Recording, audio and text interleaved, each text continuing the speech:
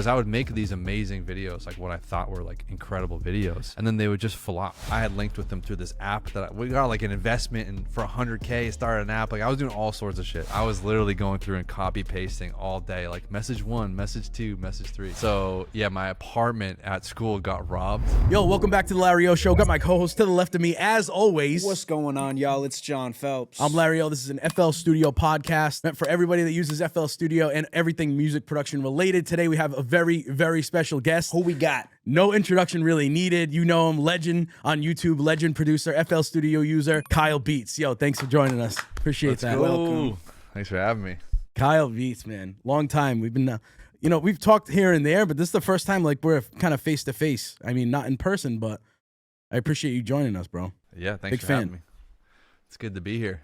Big fan of your content, man. Just going strong for years and years. And you inspired me like early on, before I ever really started the whole producer community content journey, man. How long you been doing this for now? Like music in general, or like content and music, or I guess yeah. Let's run it give down. the I guess rundown. in general, yeah. Like when did you start making music, and then when did that turn into content? Yeah, so I mean, in college, I'll give you as quick as possible rundown without rambling too much.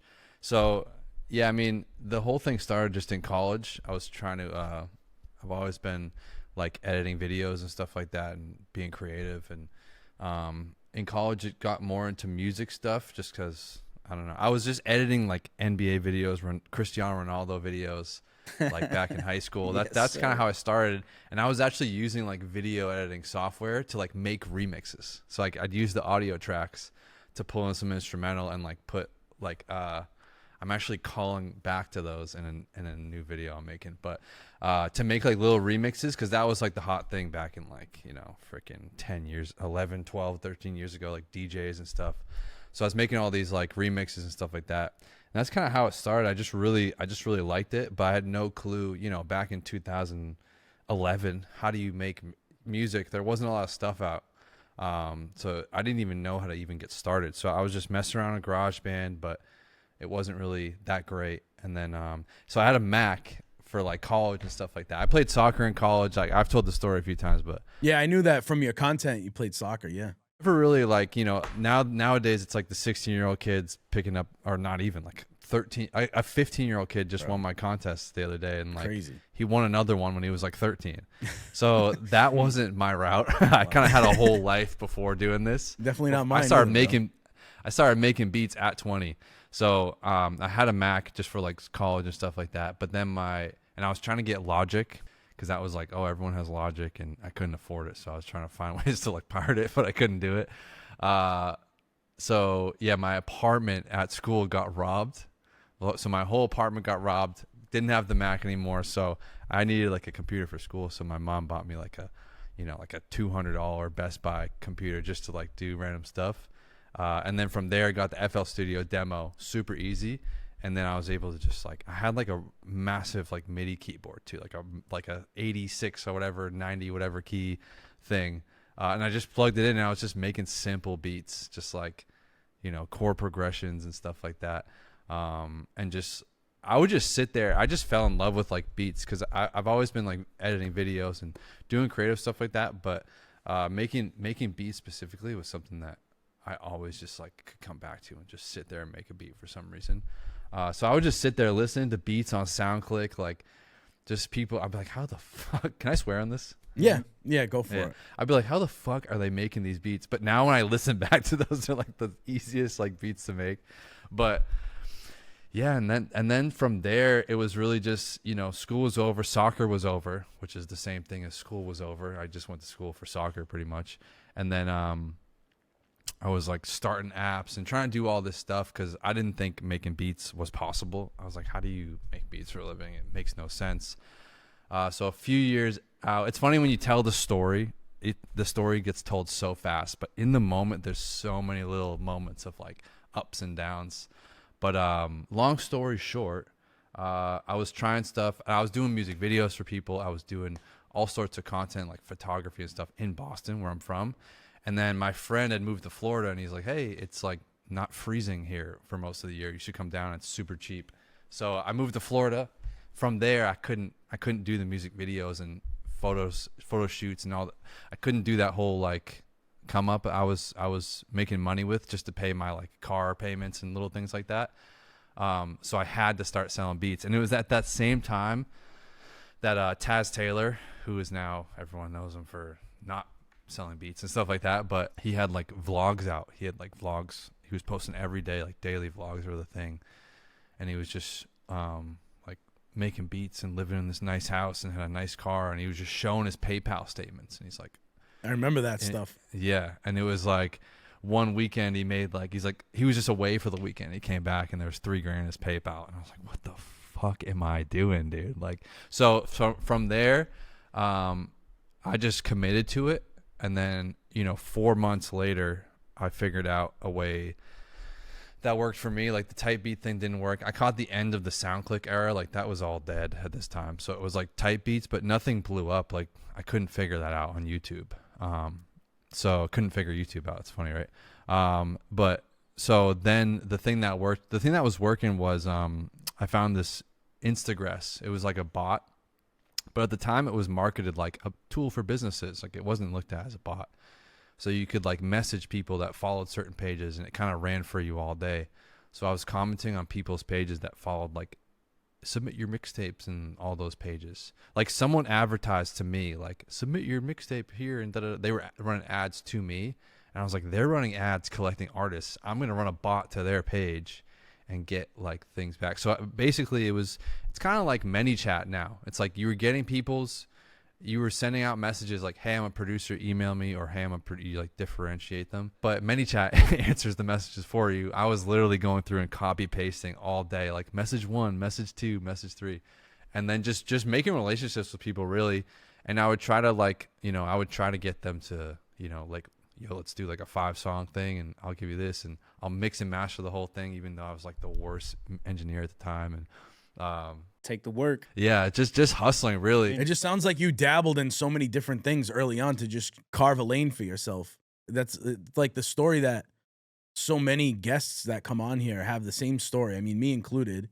It's like you just try a bunch of different shit. Yeah. Yeah, I think that's a common thing with producers in general is you're kind of forced to like think outside the box, because I've realized that this whole niche, it's like, so as a kid that lives in the building that I used to live in Dallas, and I'll keep going with my story, but he lives on like the top floor penthouse, right? And I'm like, man, I'm like one of the biggest people in my niche, and this is like, if not the biggest on YouTube. Well, as a YouTube producer, we'll say, obviously like Metro Boom and all those people have way bigger brands than me, but and I'm like, and this is one of the biggest influencers in this gaming niche. Bro's living in the penthouse making 10 million, 10, 20 million a year. It's just we're in a smaller niche. So it's like you're kind of forced to think outside the box and do other things. I think I'm just curious as well, but it's like, at the same time, I think you learn, it kind of speed ramps your learning. Because it's like, man, just to get to where I'm at today, it's just been such a freaking like everyday one step forward type of thing. Yeah. And you mentioned that like trying things to kind of, differentiate yourself and broaden that audience, right? Broaden that message across. And I feel like, especially, I don't know, within the last like few years, I mean, you've been doing it for a while with your content. Does it seem like you're getting a way more broad type of audience and not just music creators? Because that's what it seems like. I feel like anybody can watch your content. Like you have such a grasp on that style. It's funny because that was the goal, and I think I've done that pretty well. But it's also brought in a whole nother group of I feel like I'm only starting to get a grasp on how to like it kind of shifted my whole business. Because flashing back to my story, you guys like to go through the story. Like from there, I'm in Florida. I'm selling beats. I'm making just enough. My rent was like $300 a month. Like I'm scraping by every week. Was like, how do I make $300 this week? How do I make? And then from there, it ended up being, I started making $1,000 a week just selling beats on BeatStars. And then, long story short, my mom ended up getting cancer, and that sent me back home. And then at the same time, Instagress freaking died out. So I went from making $1,000 a week to essentially nothing. And that's when like Pat Ryan and Sharpie were going hard on, and I've seen them, right? I've seen them for like, I've seen them for a while. Like people were posting these making a beat videos, like Internet Money was starting to get in there. And I was like, dude, I'm just gonna, I made like 4 or 5 of these type of videos, but I was like, I'm posting a video every day making a beat. Then that was 2017. From there, just grinded. I have like 500-600 videos in the producer niche. But then, yeah, I got to the point where, you know, we launched Drip, did all that, ran ads, and it went crazy in the producer niche. And I kind of got to the point where I was like, during that time of like doing Drip and all that, and you make a bunch of money and like you try to build the business around that. At the same time, I was like, oh, if I just get more views, like I'll sell more copies of Drip. Like I'll sell, you know, whatever. I'll sell more. You know, you think you're going to do more sales to me, and then that's how you're going to grow what you're doing. But yeah, it's kind of like making wider videos to people. Like I could drop a drum kit in one of my videos that gets 1 million views, and you're like, oh man, what's freaking, you know, 0.5% of 1 million? Like that's not what the sales do though, because it's just people who are casually it's more broad. Yeah, it's people who are casually wanting to watch my videos. So like a lot of the stuff that I've been looking at now is like just making the greatest video ever, getting as many views as possible, and then bringing on like brand deals that I think are appropriate. And I think that's a smart ass way. Yeah, and if I had a niche, if that was like if I get 1 million views in a video and that's all niche, the brand deals would be like crazy high. But I kind of don't, you know, it kind of goes back and forth depending on the views. Like if you're having a bad month, the brand deals are based off of how many views you're getting. Right. Like what's your last 5 videos doing? But yeah, I mean, there's got to be something out there like for people who like music. And I also have my second channel, Kyle Beats 2. I saw that. Yeah, what's that about? Like, I mean, we can jump around here, but I have so many questions. Love jumping around. So many things. Let's jump around the whole time. Yeah, why not? Let's just flow. Yeah, right? so Kyle Beats 2, I created that just almost for that reason of like, I want to make, you know, I enjoyed just like waking up, drinking a coffee and making beats, but the videos kind of didn't turn into that. I was like, I don't want to lose that aspect either. But like those videos have a cap for how many views they can get, you know, like my freaking, like my sister can't watch that video. Like she doesn't know what's going on. You know what I mean? Right. Like, so that's kind of where the videos got. So Kyle Beats 2 was started with like, you know, did tutorials, just like updated tutorials and be making videos. But now I'm actually like switching the branding a little bit, just to, instead of making it Kyle Beats 2, I have like another name for it. I'm going to call it like Kyle Beats Studio. I saw that on, I think because just Twitter. Yeah, it was just because they wouldn't let me change my name. Yeah, like, why aren't they letting you change it? That's crazy.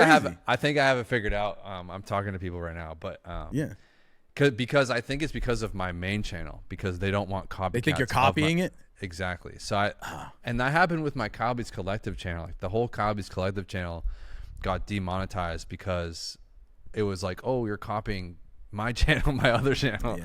So I'm it's just whatever AI they have in the background just doing its job, kind of. Yeah, it's like not original content, but like it's literally original content. But yeah, so I'm making that just lightweight videos that are more just like, you know, it's not freaking perfectly edited, you know, to keep your attention the whole time, and it's more for the niche audience. Yeah, it's just come in here and film, and we'll make music. Because I think I said this to my videographer, explained to him like what I'm trying to do with this channel. And it's funny, I saw the freaking I looked back and saw the FL Studio logo, and I thought I opened FL Studio. It's like right where it opens on the screen. I gotta get that. I gotta get the sound. The bleep. The button on here. But yeah, I told him, I was like, you know, once the FaZe guys stop playing video games and start becoming like just like influencers, they're kind of just like, well, what do you do now? You know, I think someone like FaZe is like getting back to that, where they're like Banks and the other dude did like a 1v1 in Modern Warfare, and like just to get back to like, oh yeah, this is like where our fans are and this is what they want. Otherwise you're just like, you know, some random influencer person. I love it, man. The story's crazy. And again, to jump around, you're a new-ish dad, right? Yeah. 10 months. How congrats. Congrats, man. How old now? 10 months. 10 months, Almost not even a year yet. Walking yet? Almost, actually. Almost. Yeah. How tough is that now that you have a kid? Does that motivate you more? I know for me personally, when I started having kids, I'm like, this is it. I mean, you were already you're already there, but like now, do you feel like a difference in motivation. How many kids do you have? I have 3. I have 3 boys. I should be asking you for advice, dude. Anytime, man. I mean, Larry Ohh's parenting how old tips. are they? You know what I'm saying? How old are they? they are 9, 5, and 3. Jesus. Oh my Yo, God, short dude. form parenting tips on Instagram. Going Yo, crazy. producer dads. I had this That sounds idea. insane. Yeah, well, I had this idea, but Yeah, well, it's something that just like you can obviously relate to this. It's something that it's hard to explain to someone that doesn't have kids. This is me talking as a man, as a dad. It's hard to explain to someone that doesn't have kids, but it's like, yeah, something definitely changes. It's hard. I think just everything is just better, like mentally. Like you're in more of a routine. Obviously, it's so hard. Like I just posted the other day and I didn't post for 2 months because we went through like an 8-month regression and then we all got sick. And I was like, this is fucking horrible, dude.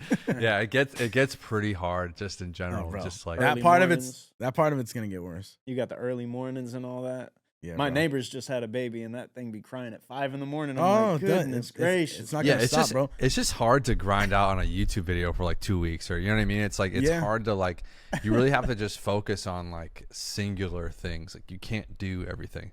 It's honestly probably a good thing because it's like yeah, I can't do everything. Like you know if you want to get to a certain point where you want to grow, it's like you have to do one thing right. You know what I mean? And it feels like even for somebody more so like you, where you're in that routine business wise as well, and now you have a kid, different responsibility, big responsibility. You know, you're throwing more things in there that you have to do. Does that make you then focus on the business side a little bit differently, like you said, but maybe hyper focus on the things that really work versus you just kind of doing whatever? 100%. Yeah. You know, 100%. You know what I mean by that? Yeah, Yeah. 100%. Yeah. So now Yeah, you can like pick and choose, like, all right, I know what works and I have to just stick with what works because I don't have time to mess around with stuff that I Yeah. can is like either risky Yeah, like, or I'm I not really haven't- 100% sure. I haven't sent an email out to my list, and I have a pretty decent sized list in like 3 months, 4 months, and I just don't care.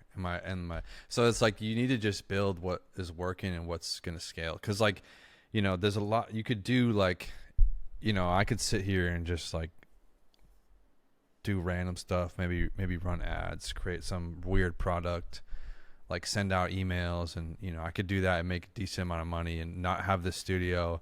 But I think I don't know where I'm going, but I'm going somewhere with the main channel.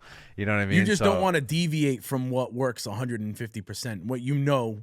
yeah. works If I for make you. videos that get a ton of views and you know bring in brand deals, I can pay for my entire life and have enough money to do stuff with and make. And you're better good with video. that.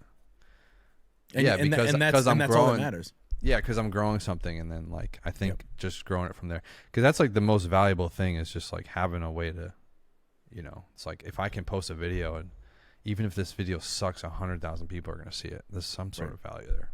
Right. And congrats again. Recently, you just hit 1 million, right? On Yeah. your main YouTube channel. Yeah. Congrats, man. That's awesome. Thank you. For a producer I feel like channel. I'm the first producer to do it, even though Busyworks Beats has done it. Busyworks has done it. Did Simon though- hit yet?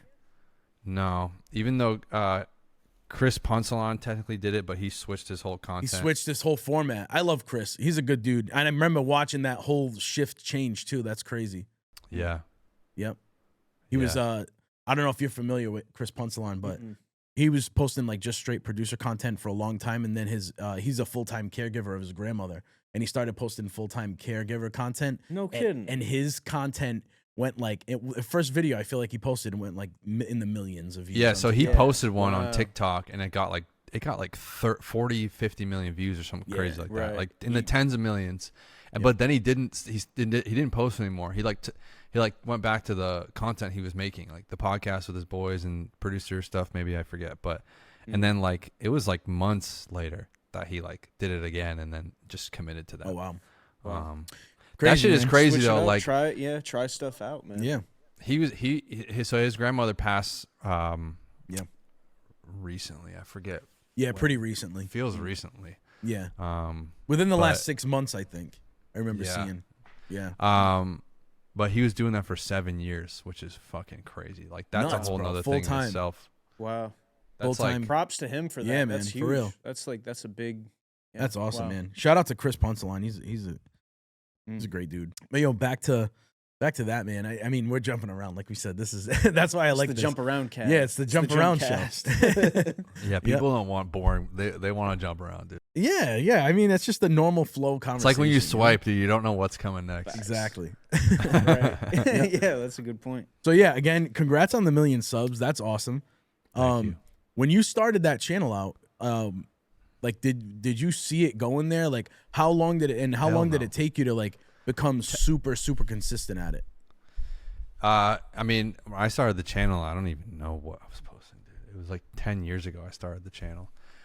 And I was just posting. I would post like the music videos I was filming for people on there. It was like, it wasn't even called Kyle Beats. It was called like several different things. Like I changed the name a couple times.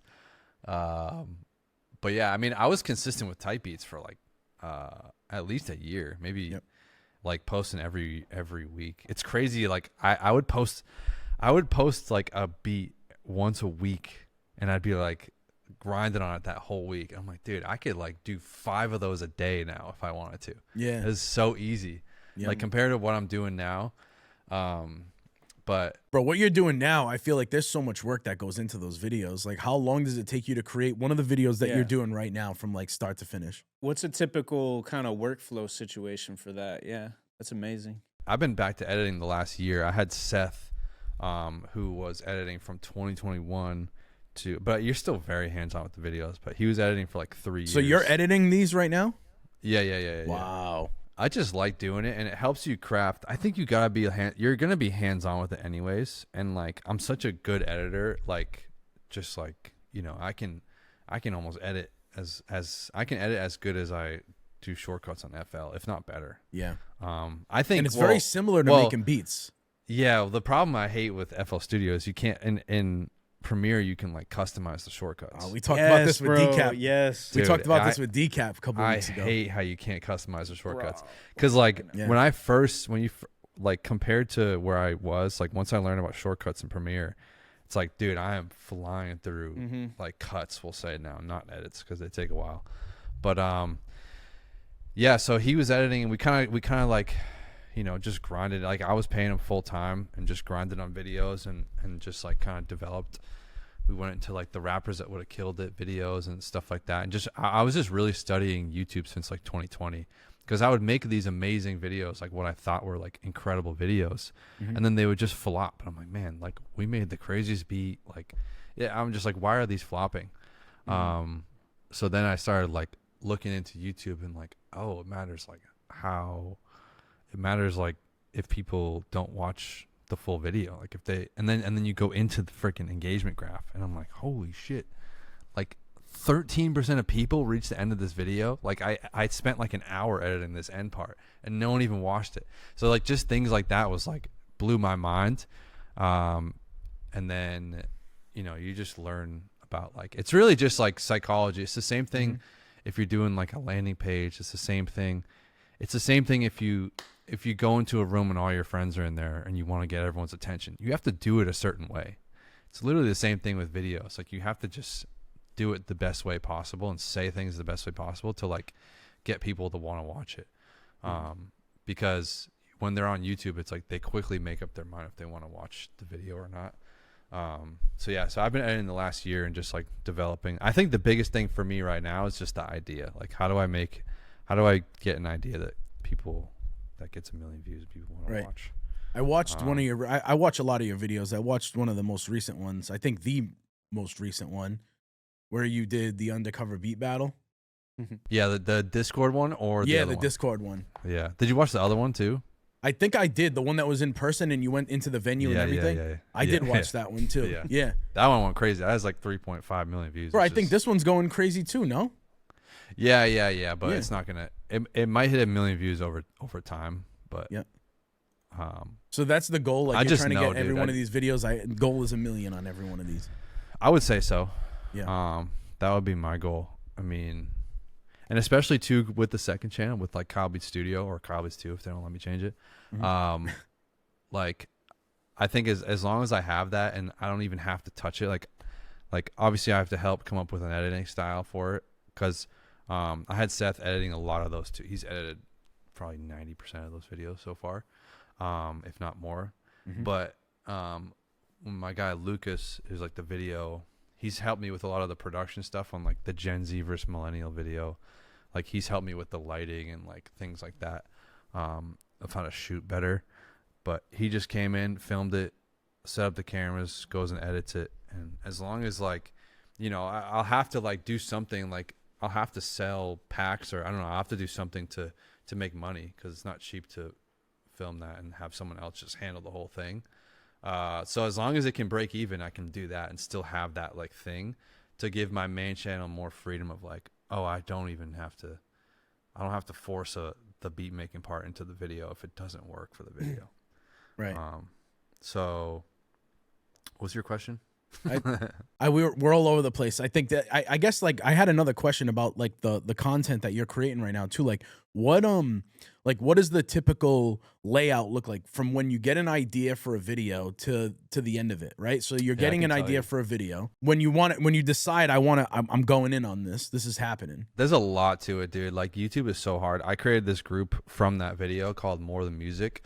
It didn't have as much demand as I wanted it to, but I just really wanted to do it because I'm passionate about content and music content specifically, because content is one thing, like making content. I think making music content is difficult because it's like, you know, if you've ever live streamed and I noticed this once, I was live streaming with Curtis King and we were at his house like years ago, like 2020. And we were making beats, right? And we were chatting for like 15 minutes, and then we had like 100 people in there or something like that. And then we started making beats and like ding and like clicking around and letting the piano play and clicking in a note, like making a beat. And the viewers just started dropping off. And I was like, yeah, like that part is like, it's just like hard to watch sometimes. So it's like music content, even for producers. Yeah, music content itself has to be very like, you have to keep feeling like the video is progressing and we're going somewhere. So it's like the easiest way to explain YouTube is like, how do you get someone to watch to the end, and then how do you make some sort of journey in between so that they can't skip to the end, so that there's some sort of reward. But that's how you start down this journey of like the engagement and and like keeping people's attention. But there's a lot to it. Like when I started that group, I was like, man, because a lot of it came down to like short form content. That's what I was teaching them. Like, all right, we need a good hook at the beginning. Like, why are they going to wait to the end? And it's like, what are your first 3 seconds? What's the first frame look like? Is it dark? Is it bright? You know, things like that. And when people would ask about YouTube, it's like, I'm like, man, yeah, there's like so much more to YouTube, specifically. But my process right now, to stop rambling, would be, so what I'm saying is like, I kind of have that down in my head. Like I understand, like, all right, we need something like this. And especially in music, like I know what's going to work and what we're building. Like if collaborating with an artist that's not here works better for a YouTube video than making the whole song in here. Like if I'm doing a video with Lil Man Jay, I'm better off making the melody and the beat in the studio and sending it to you, and then filming somewhere else and watching and seeing like you freestyle over it or do something over it in another location, and then getting the vocals back from you. And maybe we're in the studio for the final recording, but if we're in here the whole time in one scene, people are going to leave. Yeah, I see that, man, because YouTube's at a point now where it's just like every other social media platform in the sense of it. You got to be doing some real different type stuff. Like 10 years ago, the things that worked on YouTube are completely different. Like you could just do a slow paced, like beat making type video. It just didn't matter. Yeah, it just didn't matter. Same thing for Instagram. Like I could post me damn near whispering in a voiceover, and those videos were getting like crazy views, like not even on camera, nothing. Completely different nowadays. There's so much competition. Things just and it sucks change. Because a lot of people in the music industry, like artists specifically, because artists have to use social media to promote their songs. Like a lot of it's like, I'm not doing TikTok dances and stuff, but it's like, man, it's only going to get hard. It's like, that's like a very surface level way of looking at it. and like, yeah, if you want to, if you want to go into the industry and, get promoted in different ways and give up all your rights to everything that you do, that will work too, and they'll get you on podcasts and stuff like that. But I mean, even labels are just like pulling in people who are popping on TikTok now to sign them. You know what I mean? Take the one song that's popping and say, yeah, here's 3 albums, sure. And then, but yeah, so I'll come up with ideas. Like, a big thing for me lately has been the idea. Like, I know how to make a video that people watch. Like, the retention graphs are flat. People are watching the videos. But the thing for me is just like, and people click on them. But my thing is just like, how do I get this so more people will click on it? Because there's like webs. Like, here's your core fans. Here's people that sometimes watch. Here's people that don't know you. And like that's how you get to like millions of views. So my thing has been the ideas. So if I have a good idea that I like I have a whole list of ideas I think are decent ideas here. And then I'll move that to like a different thing, a different area, to Notion or something. And then just kind of elaborate on that idea, like outline it. Yeah, and just write down the scenes and write down titles are a big thing too. Like, have the whole title like kind of written out, and just write down like, okay, what are the scenes here and what does it look like, and just think about it. Like, how does that end? Like, will people like that? You know what I mean? Are people gonna like this idea? Sometimes like funny stuff doesn't work as well as I like making funny stuff sometimes. But sometimes if it doesn't have enough to do with music, it doesn't really hit. But those same videos crush on TikTok, when sometimes they like don't do great on YouTube, but TikTok, like, people just want funny shit because you're kind of hitting all sorts of people on shorts. But then, yeah, just kind of map out the idea, make sure it's good, and then like, I don't know, start filming. Yeah.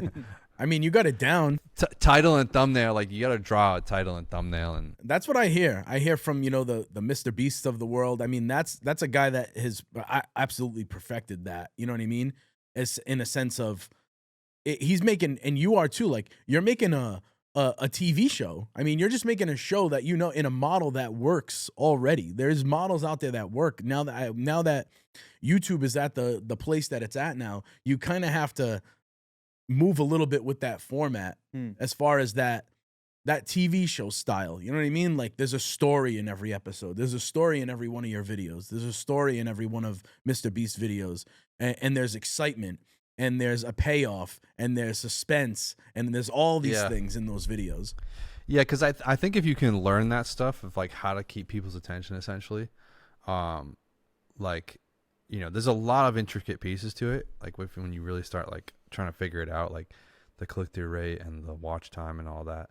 But like, once you figure out that stuff, once you climb up, because I've never really had like, I don't have like Lil Yachty in the studio making it. So like, if you got the opportunity to like work with, like a big artist or like some big producer or like something like that, and you go, oh shit, 1 million views, like, I must be doing something right. But it's like, it's that video from me would have gotten 10 million maybe. You know what I mean? Because of the way you, so it's the way you put them together, and you have that. Or we'll say it would have gotten 10x, maybe not 10 million. That's crazy, but 10x the amount of views, because I would have like storied it and made it a format of like, you know what I mean. So sometimes like, yeah.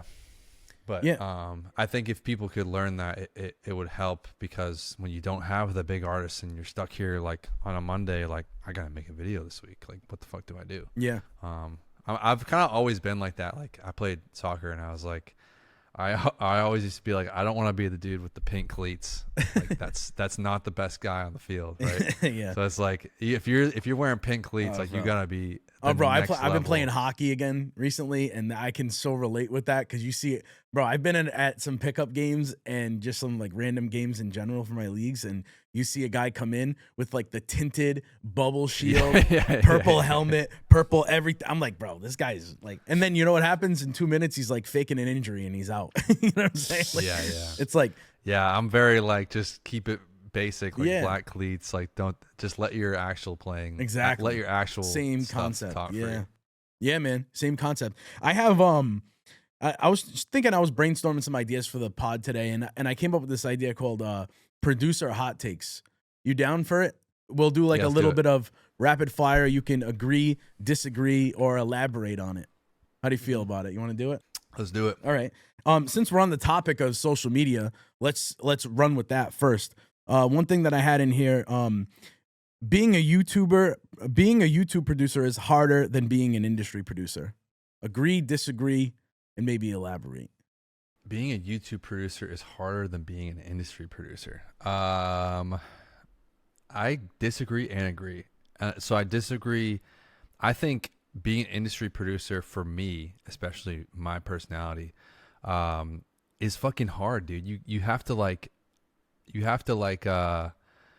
there's so much against. This is why I don't do it too. It's like there's so much against you, of like, sending out loops and just like waiting. There's a lot of waiting and just like sending out this and hopefully this comes out, and every fucking song that goes out, there's deals and and you have to do. It's like there's like a lot more business than people think. Like I feel like I'm creating more than fucking people, and obviously people are just in studios all day, so maybe it's even, but it's very hard in that way. And then I would say YouTube producer is like also super hard because it's like you wake up and have to figure out what the fuck to do, and like you're carving your own path. And there's like, for me, it's just like maybe correct me if I'm wrong, but it's like there's no one that is doing what I'm doing or has done this type of thing as a YouTube producer, right?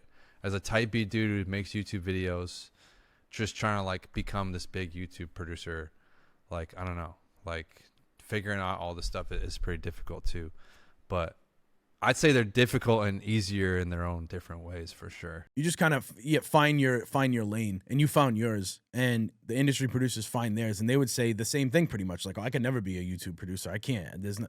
Yeah, it's more just like, what's your personality? Like I made a video that got like 6,000 views, like just talking, and I was just saying like explaining how my personality just doesn't kind of fit that. But I used to watch, all day, every fucking day, I would watch Ryan Leslie videos, I'd watch Hit Boy videos, and I'd watch these beat making videos all day in these big studios making music.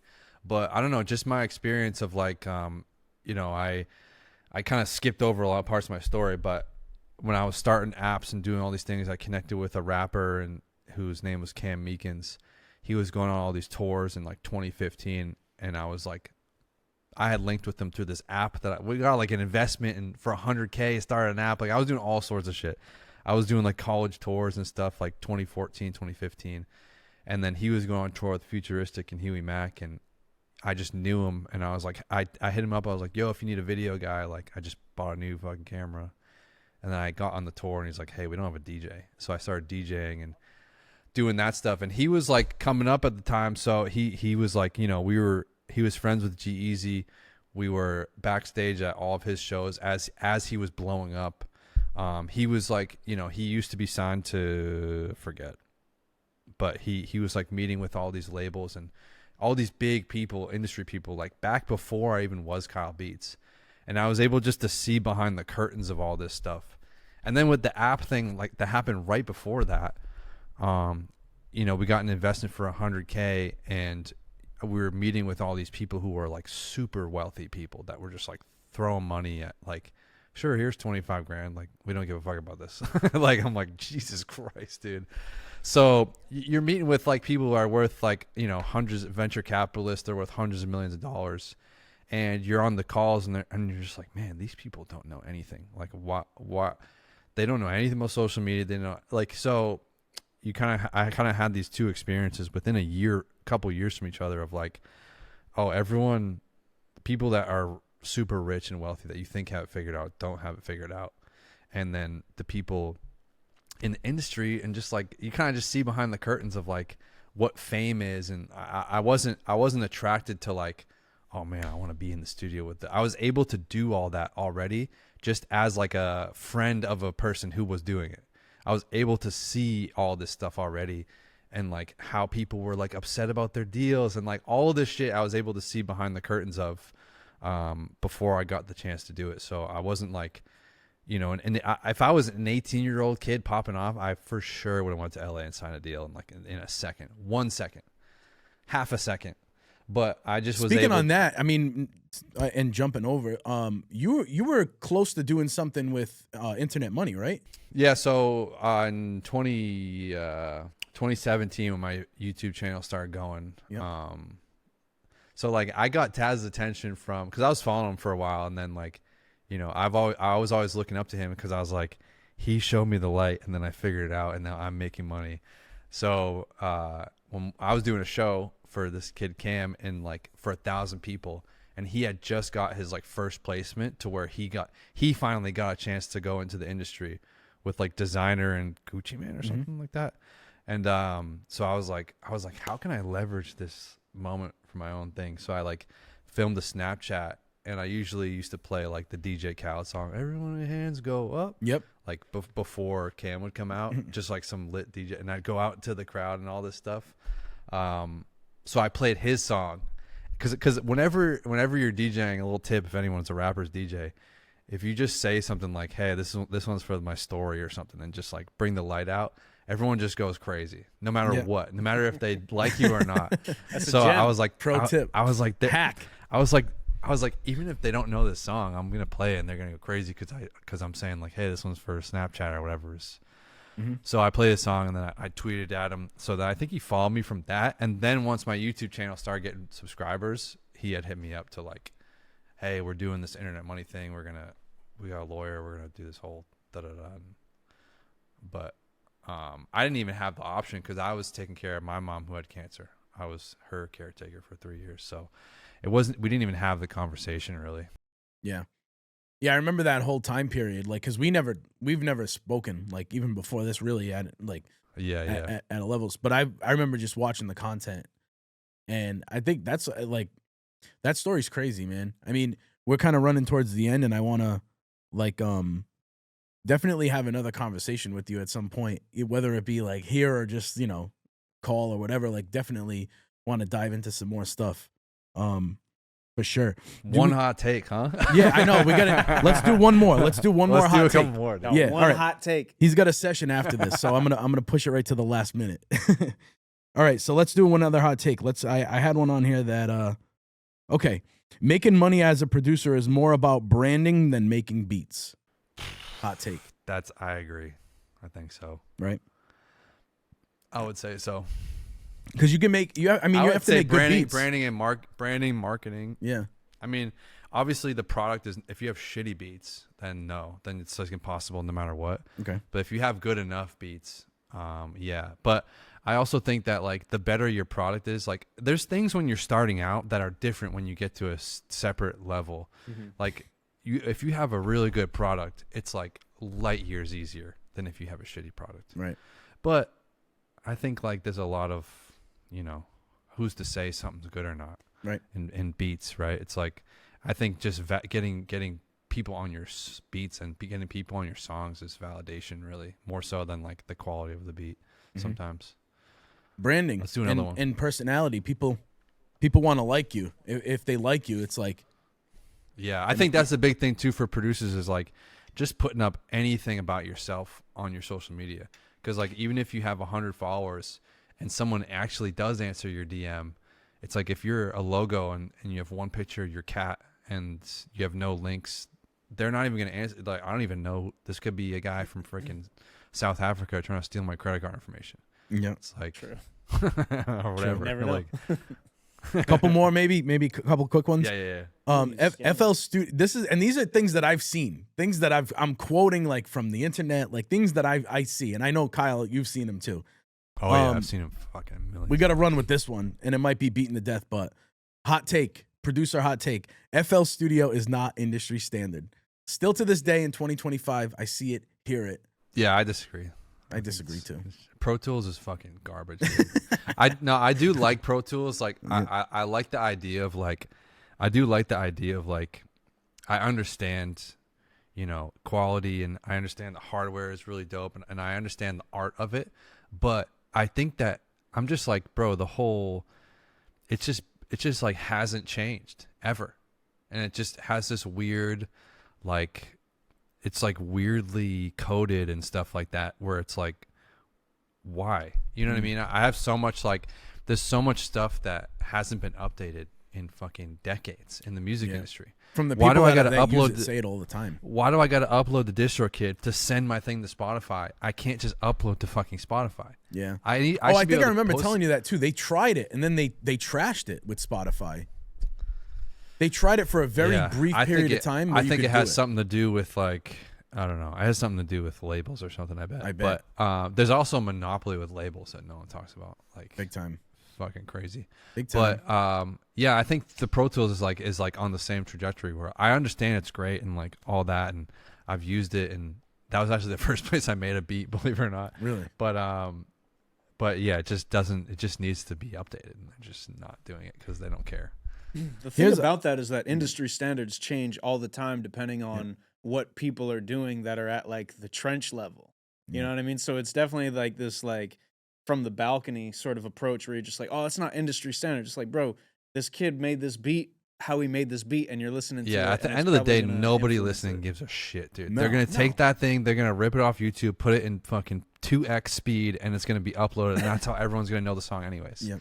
It's like no one gives a shit about quality, like to that point. It needs to be good enough, but it doesn't need to be like, you know, that's just more of like hobbyists, like type of stuff. I feel like I've helped lead the way. I don't think I've led the way, but I've helped. Like, I made so many videos putting vocals in FL Studio, and I feel like when I first started doing that, even just in 4 years ago, it was very frowned upon, and my friends were like, "Dude, what the fuck? Like, get Pro Tools, get like something else." Bro, I've heard it all, man. I've heard it since I started out, man. I got hated on heavy for using it back in the day. A couple of my friends were using Reason. I was like, oh, you got to get off that Fruity Loops. You got to get off that Fruity Loops, bro. You got to use Reasons. Oh, okay. Reason. Yeah, give me your reason. Give me a reason. You got to give me more of a reason to use Reason, because that ain't it. Reason's but I mean, crazy, hey, bro. like, I guess we got lucky in a sense where FL Studio is where it is today, because they just keep putting more and more and more time into it. If they stopped, we probably would have stopped using it back in the day and moved on to something else, maybe, you know. But they just stay updating and upgrading that whole ecosystem. Yeah, yeah. It's crazy on another level. How about one more? This is a current one. AI is going to take all producers' jobs. No, I disagree. I think like it's just gonna change the kind of meaning of a producer. Because when you say producer, it's like well, you kind of have to still craft things. It's just gonna change. I mean, it's just gonna change it. Like we already are using AI, like mastering and mixing. And I was telling my boy Lucas, who's my video guy, he was like, I forget what the fuck he was like, some video editing thing. He's like, oh, dude, it just takes the art out of it. And I'm like, dude, if you're complaining about AI taking over music stuff, it's like, well, if you don't want to adapt, like, oh no, we can't adapt. It's like, dude, some guy fucking used to have to put like a tape in a tape recorder and like record this thing and do the whole song in one take. Right, bro. Not that long ago. It's like, how do they feel about the keyboard? How do they, you know what I mean? How do they feel about a DAW, the first DAW ever, digital audio workstation? So it's technology that's going to keep advancing. I don't think it ever like eliminates humans. I think you just have to get familiar with the new thing, and it's never going to end. Like there's always going to be a new thing. Like you just said it, even with YouTube. It's like or Instagram. I used to just post a video with a horrible voiceover. You have to constantly adapt, or else we literally just become our parents. Facts, man. You have to adapt. You have to. And I see it, even people that are a lot older than me, the people that do adapt with the times, man. There's very few of them, but I feel like now in this generation, mine, yours, I think that you'll see as people age, they'll adapt and evolve with the times more than they ever did. When things are changing, it's exciting. It means that there's new opportunities. You know what I mean? You can not just like be some old dude just getting mad that people are like clicking around in FL Studio and talking about TikTok dances. It's just like corny now to do that. Yeah, that's corny to me now to like talk like that. Yep, facts. But things change, progress, we evolve. But Kyle, I just want to say thank you so much for hopping on with us, man. I really appreciate for having me. That went by way faster than I thought. I know, like time flies, and then he's got a session right after, so it's like gotta make a part 2 of this at some point. Maybe we get a little bit more in depth with it. Maybe we hop into FL, something like that. But again, thank you for the conversation. Your story is amazing. Content is amazing. Congrats on the baby. Congrats on the baby. Thank you. All the success. And if you're listening this far, make sure you subscribe to the channel. Yep. To their channel, not my channel. There's gonna be only 13 people watching this far. Drop a like right now and subscribe to the channel. You know when you say subscribe, the button lights up now, right? Yeah, does it? Yeah, if you say make sure you subscribe, the YouTube on the player will have a little. Get out of here. Shit. AI, bro. You know the new Put intro that on your drop intro, is dude. gonna have to have subscribe in the title. Like when you do the new intros, I when you should do that. subscribe. Yeah. Just boom, right out the gate. There we go. Trigger the AI. Hey man, thank you for your time, bro. Appreciate thank it. you, man. If you want to plug anything, plug. You want to drop anything? I'll drop any links you want down in there. You working on anything specific? No, it's fine, dude. All right, bro. I got nothing. They know Go what's to my up. YouTube channel. Kyle said they know what's up. Go to my YouTube channel. Yo, man, All right. thank you. Peace. Later, bro.